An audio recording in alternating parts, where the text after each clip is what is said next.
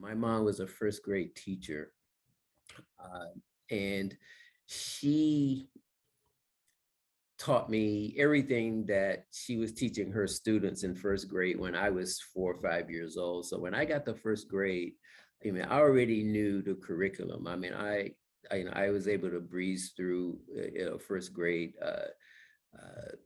without any challenges at all. But that's on the academic side. My mother was pretty a single mother.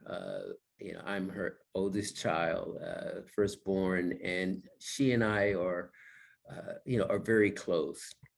And so I really look up to her and what she did to raise me, my brother, and my sister.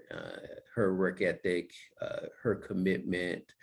Uh, was instilled in me and certainly significantly influenced me throughout my career.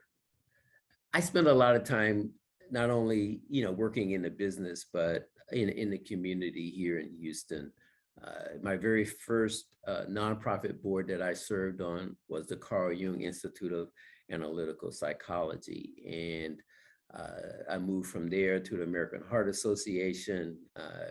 And it was really uh, touched by what I learned at the American Heart Association. I mean, I knew that there were health disparities that exist, in this country, but working, on the board there, gave me the opportunity to learn a lot more about the health disparities. African Americans are disproportionately impacted by heart disease and stroke, and so I was very much so, impressed with the staff that worked there, and what I learned, and the contribution that I made, both monetarily, but also of my time and my talent, there with the American Heart Association. So, being involved in the community, is one way that I see that I get a chance to pay it forward. I'm in my second tour of duty, serving on the board at the United Way.